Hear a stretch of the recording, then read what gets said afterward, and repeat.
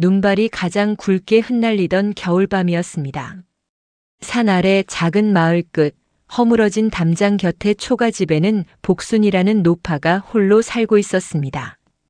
남편을 먼저 보내고 하나뿐인 아들도 먼 고을의 역병에 이른 뒤로 복순에게 남은 것은 작은 밭 한 떼기와 낡은 쌀독, 그리고 누구에게도 빚지지 않으려 애쓰는 굳은 손뿐이었습니다. 그날 밤 복순은 불을 아끼려고 등잔 심지를 아주 작게 낮추고 있었습니다. 바깥에서는 바람이 기와 조각을 흔들었고 눈은 담장을 넘어 마당까지 밀려들었습니다. 그런데 마당 한쪽 장독대 뒤에서 사람의 숨을 삼키는 듯한 작은 소리가 들렸습니다. 복순은 처음에는 고양이가 눈을 피한 줄 알았습니다. 하지만 다시 들린 소리는 너무 작고 떨렸습니다. 할머니, 문을 열어주시면 안 됩니까? 복순은 등잔을 들고 문 앞에 섰습니다. 문을 여는 순간 찬바람과 함께 8살쯤 되어 보이는 아이 하나가 안으로 쓰러졌습니다. 아이는 맨발이었고 젖은 삼배 옷자락은 얼음처럼 차가웠습니다. 두 손은 피투성이가 아니었지만 가시덤불을 헤친 흔적처럼 붉게 긁혀 있었습니다. 아이는 복순의 치마 끝을 붙잡고 말했습니다. 저는 나쁜 아이가 아닙니다. 제발 저를 돌려보내지 마십시오. 복순은 아이의 말을 다 듣기도 전에 문부터 닫았습니다. 그때 멀리서 말발굽 소리가 들렸습니다. 한두 사람이 아니라 여러 명이 눈길을 밟고 내려오는 소리였습니다. 복순은 아이를 바라보았습니다. 아이의 목에는 낡은 끈 하나가 걸려 있었고 그 끝에는 눈에 젖은 반달 모양 옥패가 달려 있었습니다. 옥패에는 복순 같은 노파도 알아볼 수 있을 만큼 낯선 문양이 새겨져 있었습니다. 보통 사람의 이름표가 아니었습니다. 아이는 옥패를 감추려 했지만 손이 얼어 제대로 움직이지 않았습니다. 복순은 그 순간 아이가 누구인지 알지 못했습니다. 다만 아이를 찾는 사람들이 아이를 사랑해서 찾는 것이 아니라는 것만은 알 수 있었습니다. 문 밖에서 누군가 소리쳤습니다.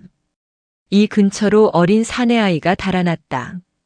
영모를 꾀한 집안의 피가 남아있을 수 있다. 집집마다 확인하라. 복순의 손이 잠시 굳었습니다. 영모라는 말은 가난한 사람에게도 무서운 말이었습니다. 그 말이 붙으면 밭도 집도 목숨도 남지 않을 수 있었습니다. 노파는 아이에게 낮게 물었습니다. 내가 그 아이냐? 아이는 눈을 꼭 감고 고개를 끄덕였습니다. 그리고 아주 작게 말했습니다. 아버지는 나쁜 분이 아니었습니다. 아버지는 사람들을 살리려 했습니다. 하지만 아무도 제 말을 듣지 않았습니다. 복순은 아이의 입을 손으로 막지 않았습니다. 대신 아이를 쌀독이 있는 작은 광으로 데려갔습니다. 쌀독은 오래되어 밑판이 약간 들떠 있었고 복순은 남편이 살아있을 때 비상곡식을 숨기던 자리를 알고 있었습니다. 노파는 쌀독을 비켜 세우고 밑판을 들어 올렸습니다. 그 아래에는 어른 한 명이 겨우 웅크릴 수 있는 낮은 빈 공간이 있었습니다. 복순은 아이에게 말했습니다. 숨이 막혀도 소리 내지 마라.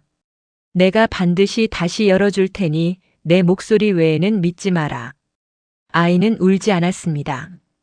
너무 무서우면 아이들은 오히려 울지 못한다는 것을 복순은 그날 처음 알았습니다. 아이는 반달 옥패를 끈에서 풀어 복순의 손에 쥐어주었습니다. 이것만은 숨겨주십시오. 어머니가 말했습니다. 이걸 가진 사람은 꼭 살아야 한다고. 복순은 옥패를 쥐고 아이를 숨겼습니다. 얼마 지나지 않아 문이 거칠게 두드려졌습니다. 박순재라는 고을 아전과 낯선 사내 둘이 눈을 털며 들어왔습니다. 그들은 아이가 이쪽으로 왔는지 물었습니다. 복순은 귀가 어두운 척 대답을 늦췄습니다. 아전은 광문을 열어보고 장독대도 뒤졌고 낡은 이불도 들춰보았습니다. 복순은 쌀독 앞에 앉아 마치 허리가 아픈 사람처럼 몸을 기대었습니다. 쌀이 얼마 남지 않아 내일 장에 나가야 한다고 아이를 숨길 여유가 어디 있느냐고 투덜댔습니다. 아전은 노파의 말을 믿지 않았습니다. 하지만 바깥에서 다른 집을 확인하라는 호통이 들리자 그는 마지막으로 복순을 노려본 뒤 돌아섰습니다. 문이 닫히고 말발굽 소리가 멀어질 때까지 복순은 움직이지 않았습니다. 눈 위에 발자국 소리마저 사라진 뒤에야 쌀똥 밑판을 열었습니다. 아이는 입술을 깨물고 있었습니다. 복순은 아이를 끌어안았습니다. 낯선 아이였지만 그날 밤 복순의 품에는 오래전에 잃은 아들의 온기가 아주 잠깐 돌아온 듯 했습니다. 아이의 이름은 연우였습니다. 아이는 자신이 어디서 왔는지 정확히 말하지 못했습니다. 어른들이 급히 말하는 것을 들었고 어머니가 궁궐 밖으로 나가야 한다고 했으며 마차가 뒤집힐 뻔한 길에서 자신만 복순의 마을 쪽으로 도망쳤다고 했습니다. 아버지의 이름은 말하면 안 된다고 배웠습니다. 다만 어머니는 늘 반달 옥패를 만지며 말했습니다. 이 문양은 내가 높은 사람이어서 중요한 것이 아니다. 내가 누군가의 아들이고 누군가의 이름을 이어갈 사람이라는 것을 잊지 않게 해주는 물건이다. 복순은 그 말을 오래 생각했습니다. 높은 사람의 아이라서 숨겨주는 것이 아니라 지금 이 아이가 눈 속에서 떨고 있는 아이이기 때문에 숨겨주어야 한다는 생각이 들었습니다. 다음 날부터 복순은 연우를 세상에 없는 아이처럼 살게 했습니다. 낮에는 광 뒤편 작은 방에 있게 하고 해가 지면 마당에 나와 눈을 치우게 했습니다. 마을 사람들에게는 먼 친척의 병든 손자라고 말했습니다. 연우는 처음에는 밤마다 잠에서 깨 문 밖을 바라보았습니다. 누군가 어머니를 데려갈까봐, 누군가 아버지의 이름을 욕할까봐, 다시 말발굽 소리가 들릴까봐 무서워했습니다. 복순은 아이 곁에 앉아 따뜻한 보리죽을 불어주었습니다. 그리고 말했습니다. 내가 누구의 아들이든 오늘 밤에는 내 밥을 먹는 아이다. 밥을 먹는 아이는 살아야 한다. 연우는 그 말을 듣고 처음으로 숟가락을 들었습니다. 시간이 흐르면서 복순은 반달 옥패를 쌀똥 및 비밀칸에 넣었습니다. 그 옆에는 아이가 어머니에게서 받아왔다는 작은 비단 조각과 물에 젖어 글자가 흐려진 문서 한 장도 함께 감추었습니다. 문서에는 몇 글자만 남아 있었습니다. 곡물 운송, 북문, 봉인, 그리고 누군가의 이름 일부였습니다. 복순은 글을 제대로 읽지 못했지만 그 종이가 아이의 운명을 바꿀 수 있다는 것은 알았습니다. 겨울이 지나고 봄이 왔습니다. 연우는 복순을 따라 밭에 나갔고 장작을 패는 법을 배웠으며 아픈 허리를 주무르는 법도 익혔습니다. 아이는 가끔 자기 손에 묻은 흙을 보며 물었습니다. 저는 원래 이런 일을 하지 않았을까요? 복순은 대답했습니다. 사람은 손에 무엇을 묻히느냐보다 그 손으로 누구를 일으키느냐가 더 중요하다. 연우는 그 말을 기억했습니다.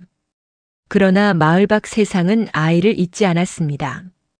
그해 가을 고을 관아에서 다시 호적을 살핀다는 소식이 내려왔습니다.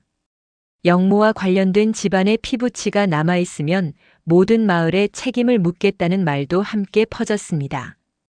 복순은 밤마다 쌀똥 밑판을 확인했습니다. 연우는 이제 9살이었고 숨는 법을 너무 잘 아는 아이가 되어 있었습니다.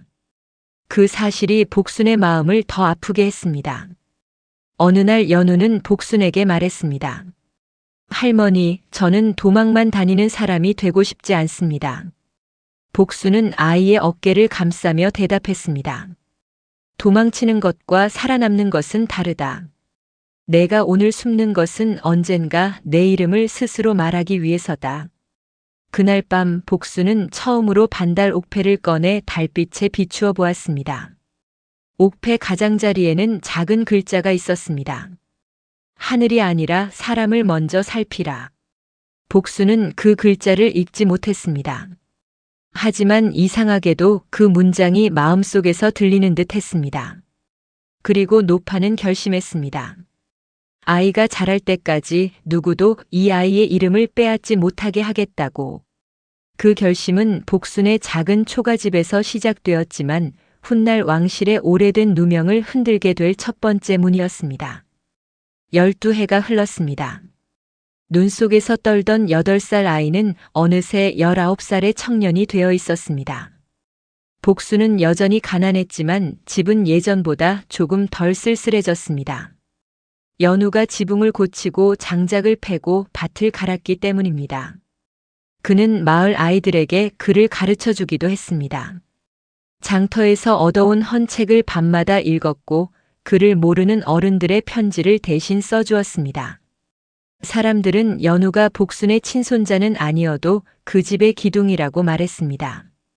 복순은 그런 말을 들을 때마다 웃었지만 밤이 되면 쌀독을 바라보았습니다. 아이가 훌륭하게 자랄수록 숨겨둔 비밀의 무게도 커졌기 때문입니다. 연우는 자신이 복순의 아들이 아니라는 사실을 오래전부터 알고 있었습니다. 마을 사람들이 가끔 던지는 말, 자신과 닮지 않은 얼굴, 복순이 어떤 날이면 쌀독 앞에서 한참 멈춰 서는 모습이 그에게 많은 것을 말해 주었습니다. 그러나 그는 묻지 않았습니다. 복순이 말할 수 있을 때까지 기다리는 것이 사랑이라고 생각했습니다. 그러던 어느 봄날 고을 관아에서 새 호적 정리 명령이 내려왔습니다. 이번에는 단순한 인구 조사가 아니었습니다. 왕실 종친의 오래된 계보를 다시 살피며 10여 년 전 영모 사건과 연관된 사람들의 흔적을 정리한다는 명령이었습니다. 박순재는 머리가 희끗해진 채 다시 마을로 왔습니다. 그는 복순의 집 앞에 서서 연우를 유심히 바라보았습니다. 그 눈빛은 사람을 알아보는 눈빛이 아니라 오래 묻어둔 돈이나 문서를 떠올리는 눈빛과 같았습니다. 박순재는 연우에게 어디서 태어났는지, 부모 이름은 무엇인지, 왜 복순의 호적에는 늦게 들어갔는지 물었습니다. 연우는 복순이 가르쳐준 대로 대답했습니다. 어릴 적 병으로 부모를 잃었고 복순이 거두었다고. 박순재는 웃었습니다. 그 웃음은 믿는 사람의 웃음이 아니었습니다. 그날 저녁 복순은 연우에게 쌀독 및 비밀칸을 열어 보였습니다. 연우는 처음으로 반달 옥패를 손에 쥐었습니다. 차가운 옥은 시간이 멈춘 것처럼 느껴졌습니다. 복순은 떨리는 목소리로 말했습니다. 내가 8살이던 밤 내 목에 이게 걸려 있었다. 넌 나쁜 아이가 아니라고 했지. 내 아버지가 사람을 살리려 했다고도 했고. 나는 그날 이후 내가 누구인지 찾으려 하지 않았다. 찾는 순간 내가 다시 빼앗길까봐 무서웠다.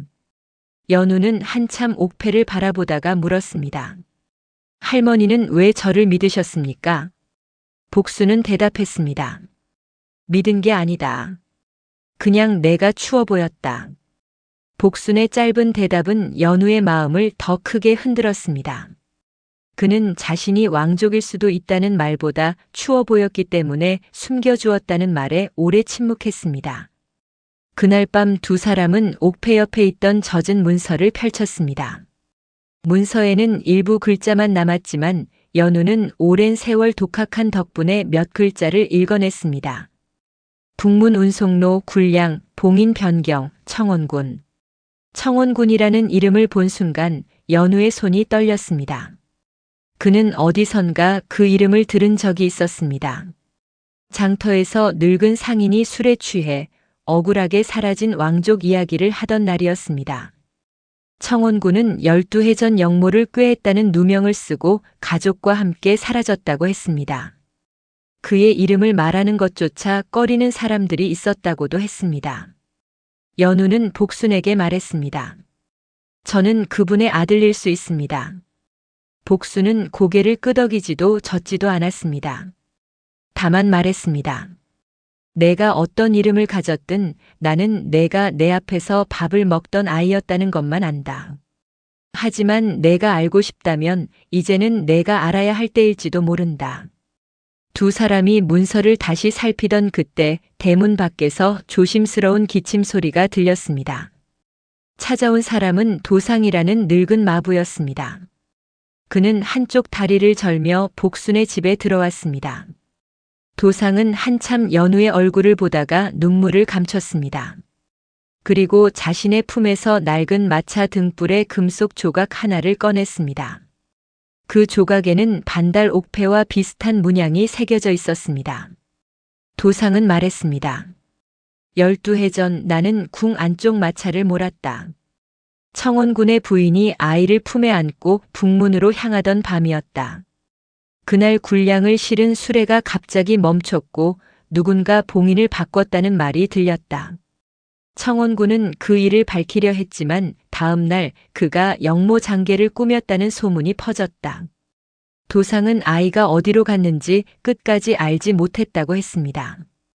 다만 불이 꺼진 골목에서 한 여인이 아이를 데리고 달리는 모습을 보았고 아이 목에 반달 옥패가 걸려 있었다고 했습니다.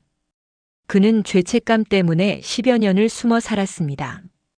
자신이 마차를 몰지 않았다면, 자신이 더 크게 소리쳤다면 그 집안이 그렇게 되지 않았을지도 모른다고 생각했기 때문입니다. 연우는 도상에게 묻습니다. 제 아버지는 정말 영모를 꾀하셨습니까? 도상은 고개를 저었습니다. 나는 그를 많이 아는 사람이 아니다. 하지만 청원군은 군량이 사라지면 굶는 사람부터 생긴다고 말하던 사람이었다. 사람을 굶기는 일을 막으려 한 사람이 사람을 죽이는 영모를 꾸몄다는 말을 나는 믿지 못했다. 도상은 또 하나의 물건을 내놓았습니다. 낡은 나무 상자 열쇠였습니다. 그는 청원군의 부인이 아이를 숨기기 전 북문 밖 오래된 역참에 문서 상자를 맡겼다고 들었다고 했습니다. 상자에는 왕실 혈통을 증명하는 족보보다 더 중요한 것이 들어있을 수 있다고, 군량 장부와 봉인 기록이 들어있을 수 있다고 했습니다. 복수는 그 말을 듣고 얼굴이 창백해졌습니다. 누군가 그 상자를 찾고 있다면 연우가 살아있다는 사실도 다시 드러날 수 있었습니다. 그 예감은 오래가지 않아 현실이 되었습니다. 이틀 뒤 박순재가 다시 찾아왔습니다. 이번에는 혼자가 아니었습니다. 그는 관아의 명령이라며 연우의 호적을 가져가겠다고 했습니다. 복수는 문을 막아섰습니다. 박순재는 노파에게 조용히 말했습니다. 옛일을 파헤치면 좋은 사람도 다친다. 노파는 그 말이 협박이라는 것을 알았습니다. 그는 연우에게서 옥패가 있는지 북문 기록을 아는지 묻지 않았습니다. 대신 연우가 이 마을에 계속 살 수 있을지 생각해 보라고 했습니다. 연우는 그날 처음으로 복순 앞에서 화를 냈습니다. 제가 숨는다고 해서 누군가의 거짓말이 사라집니까? 저는 제 아버지가 누구였는지 알고 싶습니다. 복순은 연우의 손을 잡았습니다. 하지만 알고 싶다는 마음과 당장 뛰어드는 일은 다르다고 말했습니다. 진실은 용기만으로 찾는 것이 아니라 끝까지 살아남을 준비를 한 사람이 찾는 것이라고. 그날 밤 복수는 연우에게 낡은 비단 조각을 건넸습니다. 비단 안쪽에는 바느질로 아주 작은 글씨가 새겨져 있었습니다. 연화에게 북문역 참. 봄비가 오기 전. 연화는 누구인지 알 수 없었습니다. 그러나 도상은 고개를 들었습니다. 궁에서 바느질을 하던 상궁 이름이었습니다.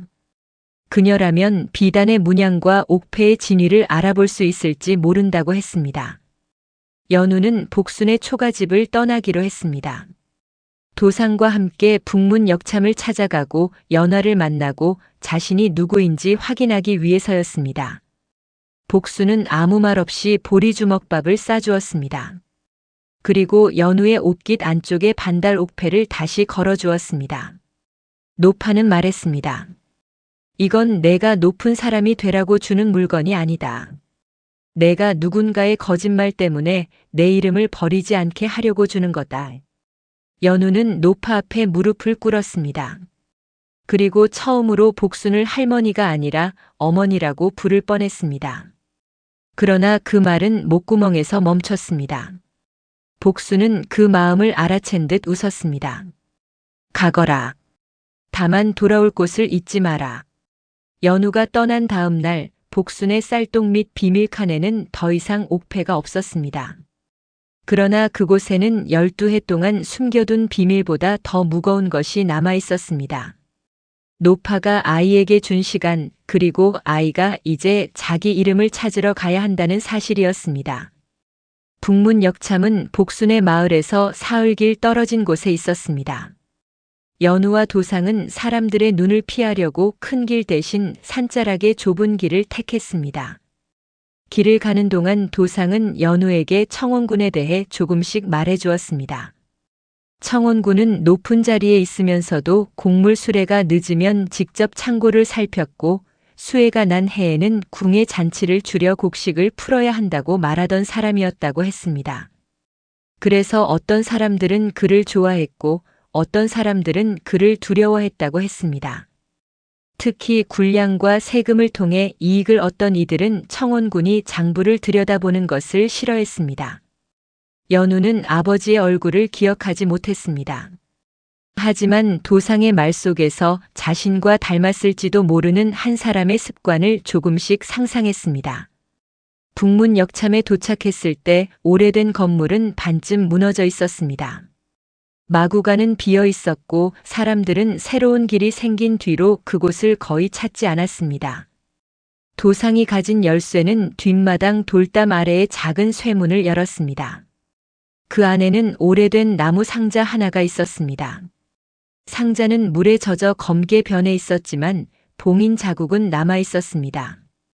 연우가 반달 옥패를 상자 위에 홈에대자 작은 숨은 칸이 열렸습니다. 안에는 3가지가 들어 있었습니다. 첫째는 청원군의 이름이 적힌 얇은 족보 조각이었습니다. 둘째는 붉은 실로 묶인 군량 운송 장부 사본이었습니다. 셋째는 한 장의 짧은 편지였습니다. 편지에는 아이가 살아있다면 아이의 이름을 먼저 찾으려 하지 말고 누가 장계를 바꾸었는지 찾으라 적혀 있었습니다. 끝에는 연우의 어머니 이름 대신 그저 아이의 어머니라고만 적혀 있었습니다. 연우는 편지를 손에 쥔 채 오래 움직이지 못했습니다.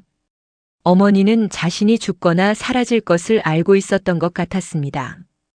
그러나 아이에게 왕족의 이름보다 진실을 먼저 남기려 했습니다. 그때 역참 밖에서 낯선 발소리가 들렸습니다. 도상은 급히 상자를 덮었습니다. 밖에는 박순재가 서 있었습니다. 그는 어떻게 이곳까지 왔는지 묻지 않았습니다. 마치 이미 알고 있었다는 듯 말했습니다. 그 상자는 열지 말았어야 했다. 박순재는 연우에게 제안했습니다. 옥패와 문서를 넘기면 복순에게는 아무 일도 없게 하겠다고. 연우는 그의 말 속에서 복순의 이름이 협박으로 쓰이는 것을 들었습니다. 그는 문서를 품에 안고 대답했습니다. 당신들은 왜 한 노파가 지켜준 아이를 그렇게 두려워합니까? 박순재는 잠시 입을 다물었습니다. 그러고는 낮게 말했습니다. 아이 하나가 아니라 그 아이가 가진 기록이 무섭기 때문이다. 박순재와 그의 사람들은 상자를 빼앗으려 했지만 도상이 역참 뒤편의 오래된 수레길을 알고 있었습니다. 3사람은 비가 오기 시작한 산길로 빠져나왔습니다. 연우는 처음으로 도망치는 것이 아니라 지켜야 할 것을 품고 달리는 느낌을 알았습니다. 도상은 그들을 도성 외곽의 오래된 서원으로 데려갔습니다. 그곳에는 연화라는 전직 궁중 바느질 상궁이 숨어 살고 있었습니다. 연화는 반달 옥패와 비단 조각을 보자마자 눈을 감았습니다. 그녀는 비단의 가장자리 문양이 왕실 종친의 아이에게만 쓰던 보호부적의 문이라고 말했습니다. 그리고 옥패 안쪽에 아주 작은 흠집은 아이의 어머니가 직접 만든 표시라고 했습니다. 연화는 연우를 바라보며 조심스럽게 말했습니다. 내가 누구인지 이제는 부정할 수 없구나. 너는 청원군의 아들이다. 그러나 연우는 곧바로 기뻐하지 못했습니다. 왕족이라는 말은 그에게 갑자기 따뜻한 집을 만들어주지 않았습니다. 오히려 복순의 초가집과 쌀독, 보리죽 냄새가 더 또렷하게 떠올랐습니다. 연화는 장부를 펼쳐보았습니다.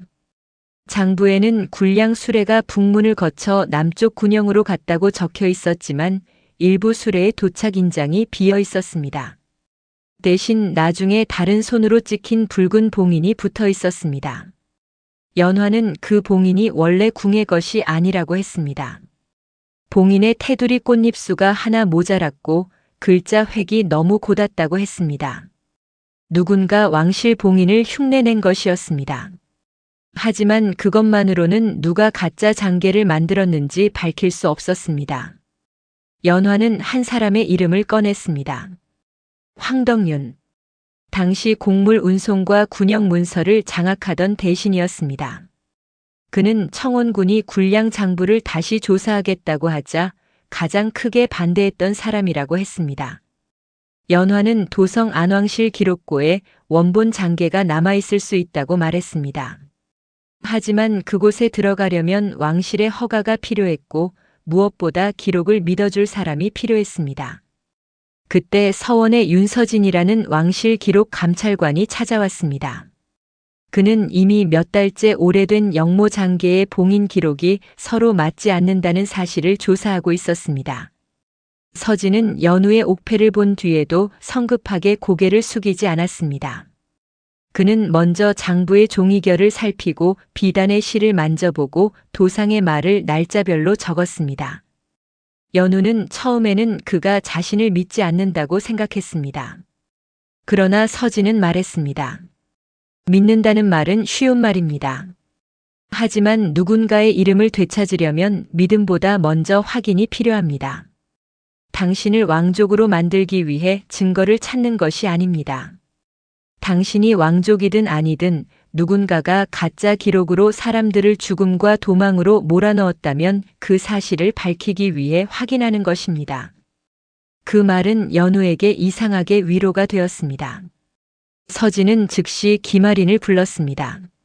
하린은 문서 감정관으로 종이의 결을 보고 어느 창고에서 나온 종이인지 먹의 농담을 보고 같은 사람이 썼는지 가려내는 사람이었습니다. 하린은 가짜 장계 사본을 보자마자 두 가지 이상함을 찾아냈습니다. 하나는 날짜였습니다. 장계에는 폭설이 내린 날 밤에 북문에서 굴량 수레가 출발했다고 적혀 있었지만 그날 북문을 지나는 모든 수레는 폭설로 멈췄다는 역참 기록이 있었습니다.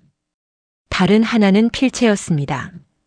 청원군의 이름 아래 찍힌 서명은 겉으로는 비슷했지만 마지막 획을 올리는 습관이 달랐습니다.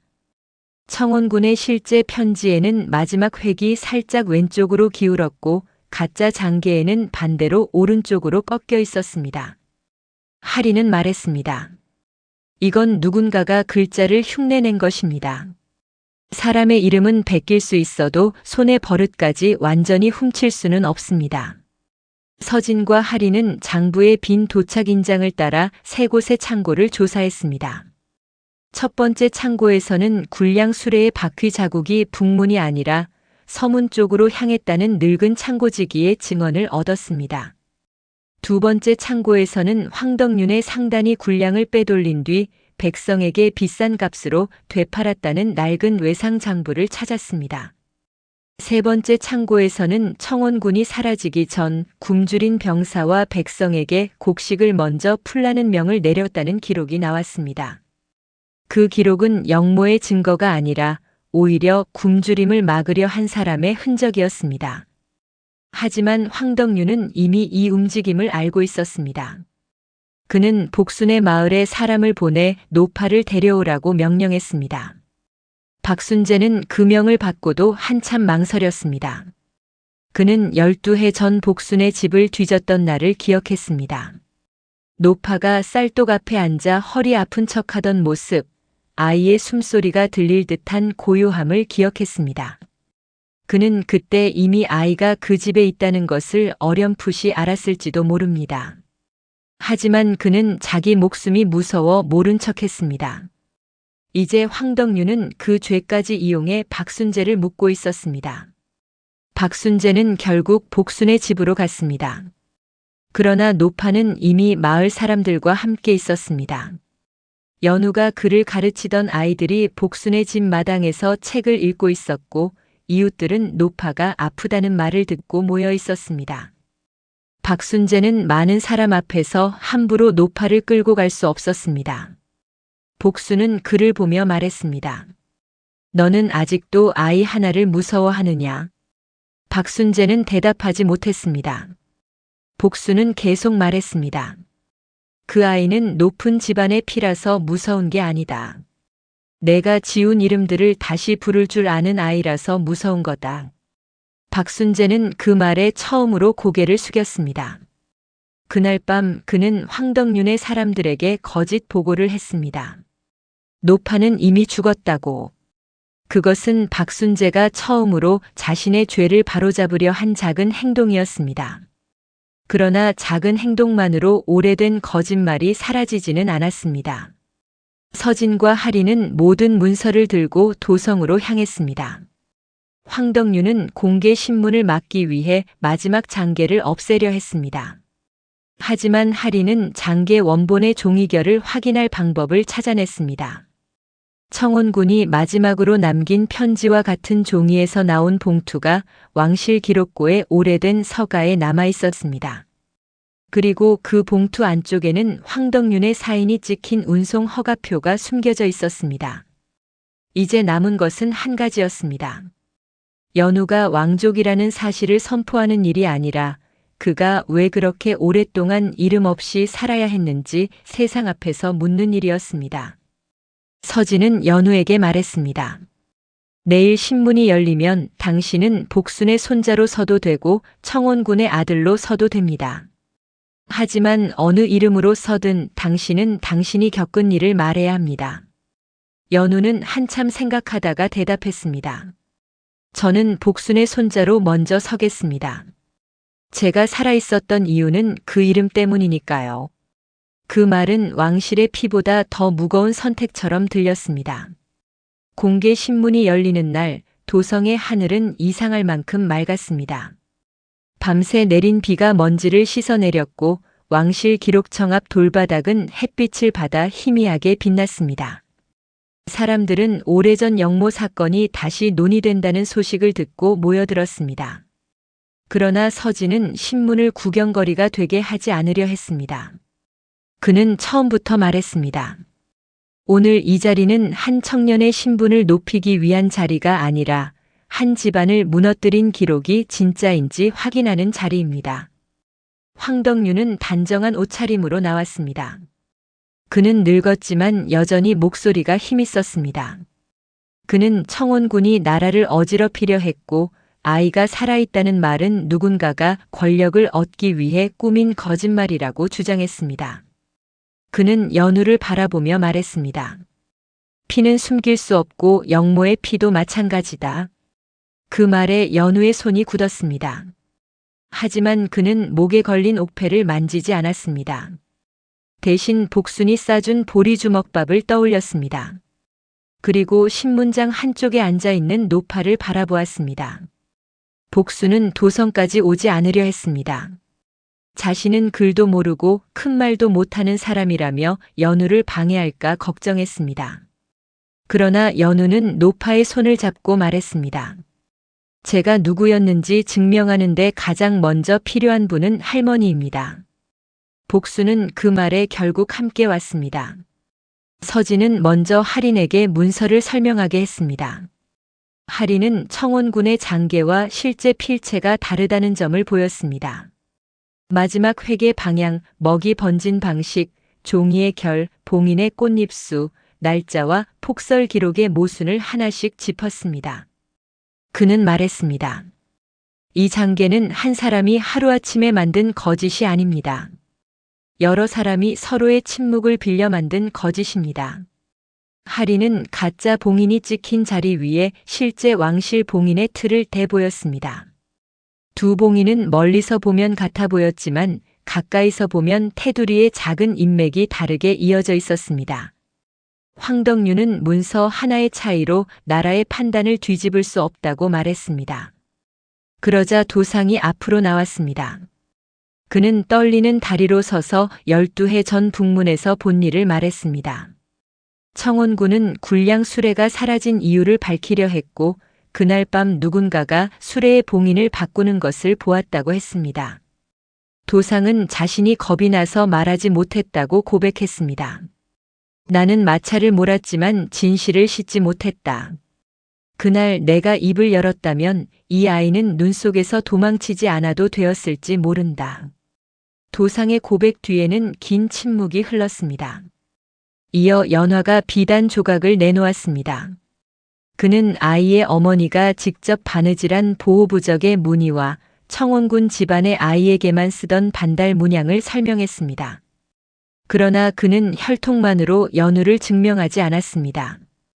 연화는 말했습니다. 이 아이의 어머니는 마지막까지 아이에게 높은 이름을 남기려 한 것이 아닙니다. 거짓 장계를 밝힐 기록을 남기려 했습니다. 그 마음을 이해하지 못하면 우리는 또다시 신분만 보고 사람을 잃게 됩니다. 마지막 증언자는 박순재였습니다. 그는 관아 아전의 옷을 벗고 평민 옷차림으로 신문장에 들어왔습니다.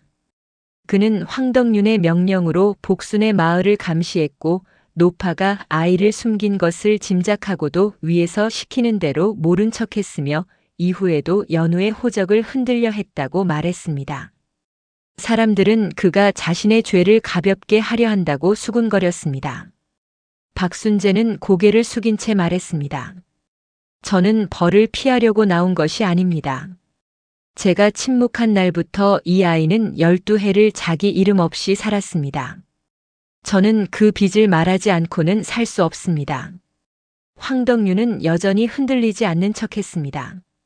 그는 모든 것이 죽은 사람들의 기억과 낡은 문서에 기대고 있다고 비웃었습니다. 그때 서진은 마지막 상자를 꺼냈습니다. 상자 안에는 황덕윤의 상단이 군량을 빼돌린 뒤 비밀리에 공물을 되판 기록이 있었습니다. 그 기록에는 황덕윤이 직접 서명한 운송 허가표와 청원군을 영모로 몰아야 군량 조사에서 벗어날 수 있다는 메모가 남아 있었습니다. 메모는 짧았습니다. 북문 사건은 종친의 불충으로 돌릴 것. 장계는 이미 준비됨. 이 몇 줄은 수많은 사람의 삶을 바꾼 거짓말의 뼈대였습니다. 황덕윤은 더 이상 대답하지 못했습니다. 신문은 끝났고 오래된 영모 판정은 다시 검토되기 시작했습니다.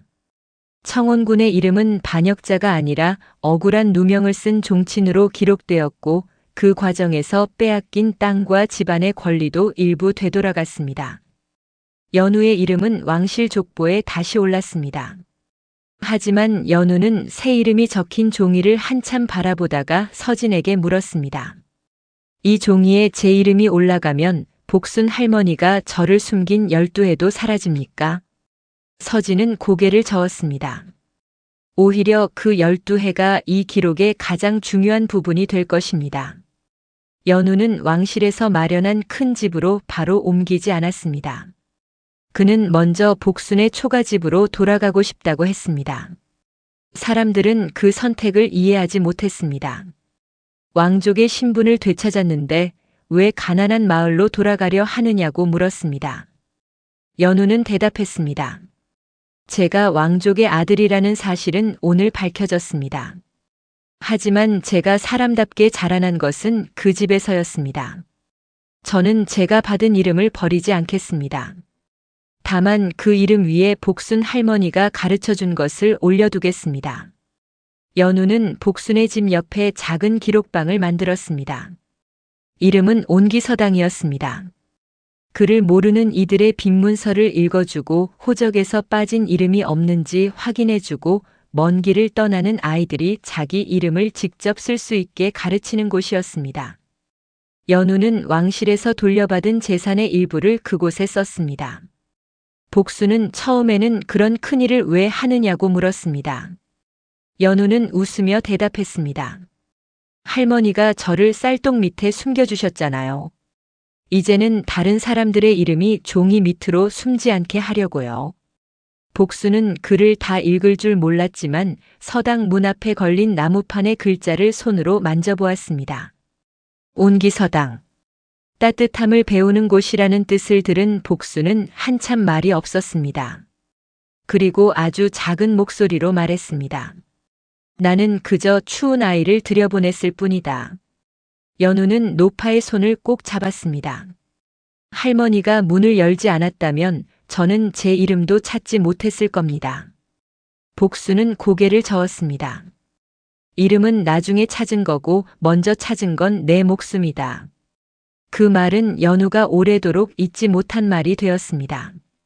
시간이 더 흘러 사람들은 연우를 왕실의 젊은 종친이라 불렀고 어떤 이는 그가 기록을 잘 살핀다고 칭찬했습니다. 그러나 연우는 누군가 자신을 높이 부를 때마다 복순의 초가집 마당을 떠올렸습니다. 눈 내리던 밤 한 노파가 아무것도 묻지 않고 문을 열어준 순간을 떠올렸습니다. 그는 가끔 반달 옥패를 꺼내 보았습니다. 옥패 가장자리의 작은 글씨는 이제 읽을 수 있었습니다. 하늘이 아니라 사람을 먼저 살피라. 연우는 그 글을 서당 아이들에게 가르쳤습니다. 높은 이름을 가진 사람보다 먼저 손을 내미는 사람이 세상을 바꾼다고. 영모의 누명은 오래 남았지만 그 누명을 끝내 무너뜨린 것은 거대한 칼이나 군대가 아니었습니다. 노파의 쌀독 밑에 숨겨진 옥패, 한 마부의 늦은 고백, 한 바느질 상궁의 기억, 종이결을 살핀 사람들의 끈기, 그리고 아이가 끝까지 버리지 않은 질문이었습니다. 나는 누구인가? 그리고 누가 내 이름을 지웠는가? 복수는 마지막까지 자신이 큰일을 했다고 생각하지 않았습니다. 그는 늘 말했습니다. 사람은 추우면 안으로 들이고 배고프면 밥을 먹여야 한다. 그게 다다. 하지만 연우는 알았습니다. 세상을 바꾸는 일은 때로 그런 평범한 말에서 시작된다는 것을. 그해 겨울 온기서당의 첫 아이가 자기 이름을 종이에 썼습니다. 아이는 글자가 삐뚤다며 부끄러워했습니다. 연우는 웃으며 말했습니다.